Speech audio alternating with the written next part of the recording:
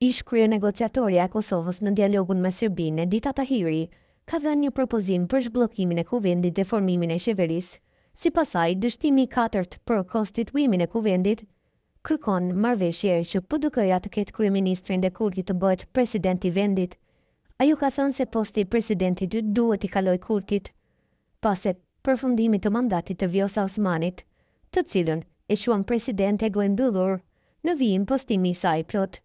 Ky dështim i katërt në konstituimin e kuvendit kërkon marrëveshje politike për organet e kuvendit dhe për qeverinë e koalicionit në një pako. PDK si takon kryeministri, Kurti duhet t'i premtohet se bëhet president pas përfundimit të mandatit të Vjosës. Kësaj të fundit i vjen keq, por mjaft e ka pasur një mandat si presidente mbyllur që ishte, ka shkruar ajo. Halil Kitsi ka reaguar ashpër pas dështimin të konstituimit të kuvendit të Kosovës. Ai, përmes një postimi në Facebook, ka kritikuar ashpër opozitën, duke e fajsuar për bllokim të kuvendit. Getsi tha se secili deputet veç e veç do të mbajë përgjegjësi morale, politike dhe historike. Në këtë pikë nuk përjashtoi edhe zgjedhjet e reja ku potencoi zgjedhjet po afrojnë dhe populli do të flasë kush voton për tradhtarët po voton kundër Kosovës, përcjell bota sot në vijim shkrimi i tij plot.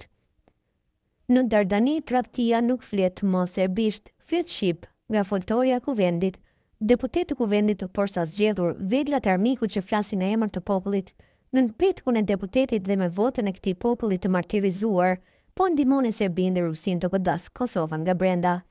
Në vend që të mbronin interesat kombëtare, po i shërbeni agjendave që e duan Kosovën të përçarë, të dobët dhe pa ushtri, veprimet tuaja të liga dhe të papërgjegjshme të nxituara nga egoja dhe servilizmi ndaj interesave të huaja, janë rrezik i hapur për sigurinë dhe ekzistencën e Republikës së Kosovës. Kosova ka kaluar nëpër flakët e ferrit me vrasje, dhunime, dëbime, shkatrime, dhe tani ju që duhet të jeni mbrojtës të këtij shteti, po i bëni argatin e duhur Rusisë dhe Serbisë, duke sabotuar nga brenda. Rusia në OKB kërkon rrëzimin e qeverisë sonë sepse po fuqizon mbrojtjen e shtetit. Ju në të njëjtën linjë me të, bojkotoni kuvendin dhe pengoni ngritjen e kapacitetive ushtarake të Kosovës. Kjo nuk është opozit, kjo është tradhti. Mos votoni, vota e popullit nuk është licencë për me shitur ateon. Secili deputet veç e veç do të mbajë përgjegjësi morale, politike dhe historike.